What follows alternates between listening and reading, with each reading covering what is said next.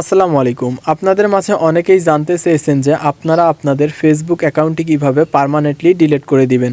অর্থাৎ আপনার ফেসবুক অ্যাকাউন্টটি আপনি সম্পূর্ণরূপে ডিলিট করে দিবেন, কোনো প্রকার ডাটা ফেসবুকে থাকবে না। এমনকি আপনি ওই ফেসবুক আইডি দিয়ে যতজনের সাথে মেসেজ করেছেন সমস্ত জায়গা থেকে সমস্ত মেসেজ ডিলিট হয়ে যাবে। তো আশা করতেছি ভিডিওটা অনেক হেল্পফুল হবে। তো কথা না বাড়িয়ে মূল ভিডিওয়ে চলে যাওয়া যাক। আপনারা আপনাদের ফোন থেকে ফেসবুক অ্যাপসটা ওপেন করে নেবেন।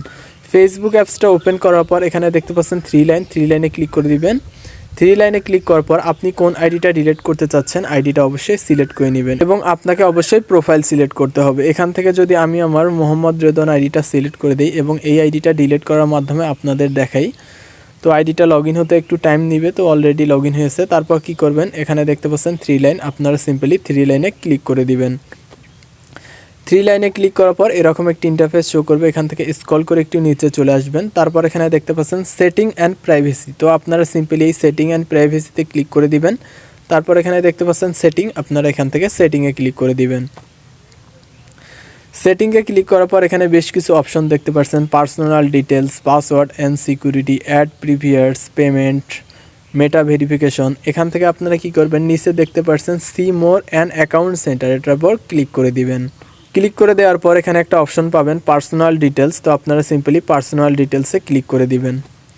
পার্সোনাল ডিটেলসে ক্লিক করার পর এখানে নিচে দেখতে পাচ্ছেন অ্যাকাউন্ট ওনারশিপ অ্যান্ড কন্ট্রোল, আপনারা এই অ্যাকাউন্ট ওনারশিপ অ্যান্ড কন্ট্রোলে ক্লিক করে দিবেন। তারপর এখানে 2 নম্বরে অপশন দেখতে পাচ্ছেন ডিঅ্যাক্টিভ অর ডিলেশন, এটার উপর ক্লিক করে দিবেন। ক্লিক করে দেওয়ার পর এখান থেকে অবশ্যই আপনার যে প্রোফাইলটা আছে প্রোফাইলটা সিলেক্ট করে নেবেন। প্রোফাইলটা সিলেক্ট করার পর এখানে 2টা অপশন দেখতে পারবেন, deactive account and delete account, এবং আমাদের মাঝে 95% লোকই জানে না যে এই 2টা অপশনের আসলে কাজ কি। তো আমি আপনাদের সংক্ষেপে বুঝিয়ে দিচ্ছি। তো এখান থেকে আপনি যদি 1 নম্বর অর্থাৎ ডিঅ্যাক্টিভ অ্যাকাউন্টটা সিলেক্ট করে ডিলিট করে দেন তাহলে কি হবে, আপনার অ্যাকাউন্টটা ডিঅ্যাক্টিভ থাকবে সাময়িক সময়ের জন্য এবং পরবর্তী সময়ে আপনি চাইলে অ্যাকাউন্টে আবার রিকভারি করতে পারবেন। কিন্তু আপনি যদি এখান থেকে ডিলেট অ্যাকাউন্ট করে দেন তাহলে কিন্তু আপনার যে ফেসবুক আইডিটা আছে সেটা পার্মানেন্টলি ডিলিট হয়ে যাবে। তো আমরা যেহেতু আজকের ভিডিওতে পার্মানেন্টলি ডিলিট করার বিষয়টি শিখব, সেক্ষেত্রে আমরা কি করব, ডিলিট অ্যাকাউন্টটি সিলেক্ট করে দিব। তারপর এখান থেকে কন্টিনিউয়ে ক্লিক করে দিব। কন্টিনিউয়ে ক্লিক করার পর এখান থেকে যে কোনো একটা অপশন সিলেক্ট করে দিবেন। তো আমি এখান থেকে 2 নম্বর অপশনটা সিলেক্ট করে দিচ্ছি। তারপর আবারও কন্টিনিউয়ে ক্লিক করে দিব। কন্টিনিউয়ে ক্লিক করার পর এখানে বেশ কিছু অপশন শো করবে। তো আপনি যদি শিওর হয়ে থাকেন যে আপনি অ্যাকাউন্টটি ডিলিট করবেন তাহলে আবারও কন্টিনিউ বাটনে ক্লিক করবেন।